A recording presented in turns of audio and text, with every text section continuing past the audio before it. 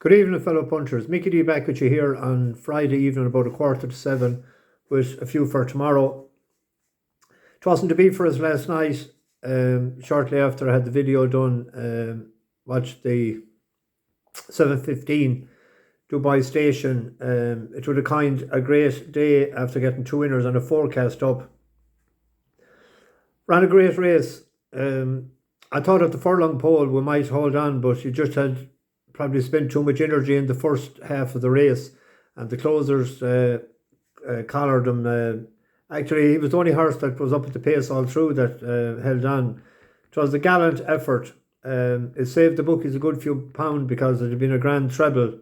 We got the each way, we got profit on the money, but there's probably a difference of a tenner each way treble would be nearly 70 quid, and a tenner each way, if the three of them won, it'd be 1660. Big difference. Big difference for the wheelbarrow. Today we had two running in Cheltenham. I had them up on the other video, not on the regular one. We had a place, there was an on-runner, a place at the newest one, placed at 12s. He opened at 20s last night. I thought he was 14s with William Hill during the day, but he wasn't with William Hill at 14s, but he opened up at 20s and he was immediately clipped into 10s. So by him being placing, you earned out of pocket by the other one losing. The ground didn't suit him at all today when it rained. And then we had two in Dundalk there. In Ishmael Prince, the reason I picked him as a drawn three, he'd be up at the pace. Lost his position at the start, ball burst, game over. And the other one drawn too wide. Same thing, a young lad on his back, didn't know what to do with him, I think. And then the other one, Erison Syke, is a non-runner. Mannequin is even money favourite now, which gives a nice each-way price to Harry's Bear, running into the frame. It's out to 7-1. There's a couple of picked already on the other video as well for Cheltenham tomorrow. We have three, and there's two up for Sunday as well, and both of them were declared this morning. Max Flamingo in Limerick and Hitman in Aintree in the Old Roan Chase. And the Stig mentioned last night about Queensbrook, that's a 4-5 shot on Sunday. But he mentioned, and he was right, that it's for the Mayor's Hurdle, they're going to train it for that. To second in it last year. It's a 10-1 shot. Anyone that wants to do an anti-post bet this time of the year. I know it's a long way off, but I thought I'd mention it. And another horse that he mentioned last night that I didn't get time to mention because I was running short of time, was that he looked at during the week was Idas Boy. It's an 8-year-old trained by Noel Mead, Gigginstown. Looks every inch a horse who will like a step up and trip and jumps like a 3-mile chaser. So we'll keep an eye on that throughout the winter. Shout out on the bus to Martin Barr and to Raymond Shaw. Raymond Shaw's mother is celebrating her 90th birthday this weekend. So that's a great age to reach and enjoy the festivities. John Hillman had a €20 double yesterday on the 2 in Thurles. He was all smiles. He was heading to the bar on the bus. We have a new fire officer as well in charge of the fire extinguishers, Peter Wood. He was very much afraid that the bus might catch fire and that the wheelbarrows and the money might get burned. Neil Palmer and Dermot Lynn, good for him. Paula Baldwin was all tugged out. She was heading for Cheltenham. Robert Carter from Liverpool. Leon G was first on the bus. He was all smiles. He got the most comfortable seat. And John Roberts. John, I've read his comment. I'll say you're a shrewd operator. There's a few shrewd operators on the bus lately. Good to see. Made sense what you said though. Liam Murdoch. Liam missed the bus as well. Well, all you have to do is put out your foot or put up your hand and we'll slow down and you can jump on. Kieran Larkin. I think that's the Larkin lad from Newry. Is it Newry? He was on the bus. And Graham Longair. I mispronounced, I think, the other day. Martin Roach. He's in Wisconsin. He's from Westmeath, if I remember correctly.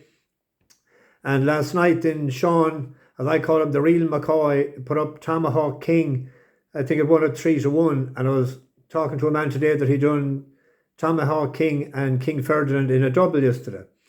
Mentioning of King Ferdinand, I got an email from King Ferdinand last night and he wasn't too impressed that I didn't give him the kudos that I should have, because he said that he won a race in the UK early in the year over hurls, and he won in Ireland. That's the first one on the bus to do so.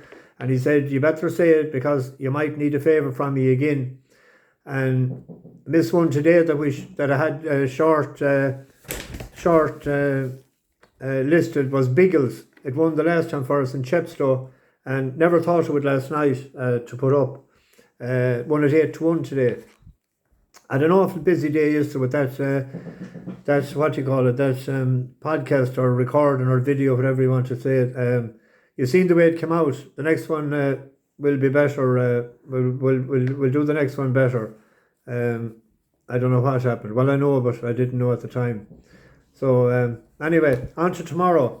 The 4:55 at Leopardstown is a mile 2 race. There's 19 declared.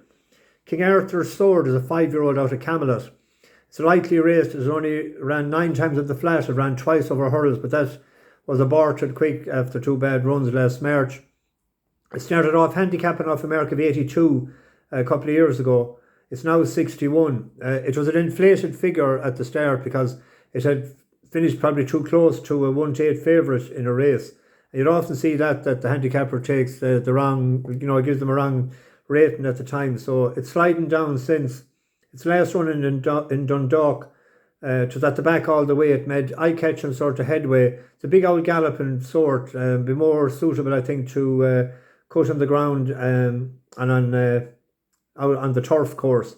It was 18s into 16-5 favourite the last time. Shrudy, Michael O'Callaghan owns and trains it.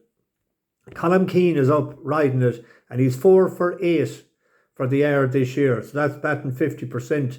It opened up at 7-1 with the Green Bookie. They're paying 5 places, a pint each way.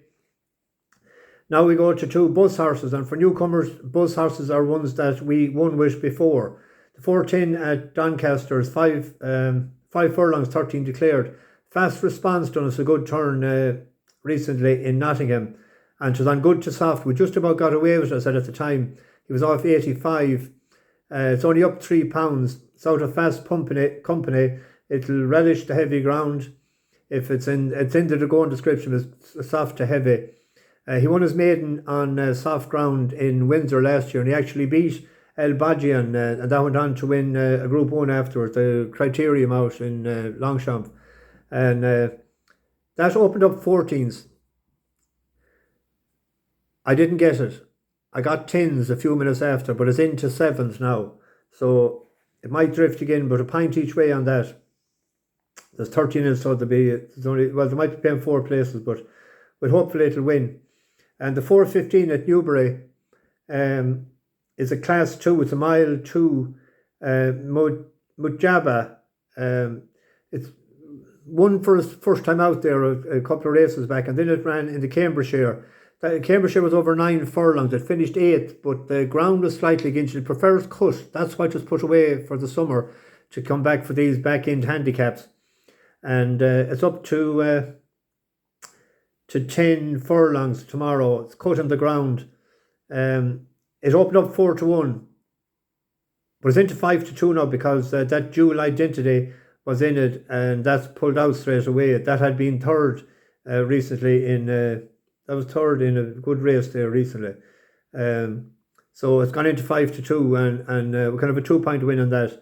And there's a good chase tomorrow, class 2 chase, 3 miles 2. It's in Kelso, the 2:48.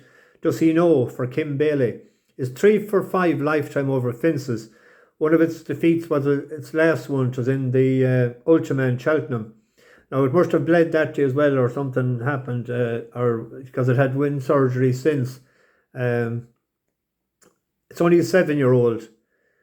It won first time out last year in Chepstow, that it goes well fresh, and it beat a decent old horse that day as well, 300 through 5 for all you golfers. And Kim Bailey is going all right in the last 21 days out of 12 runners, 3 winners and 3 places. It's a 7-2 shot pint win. So there we have it. Over and out.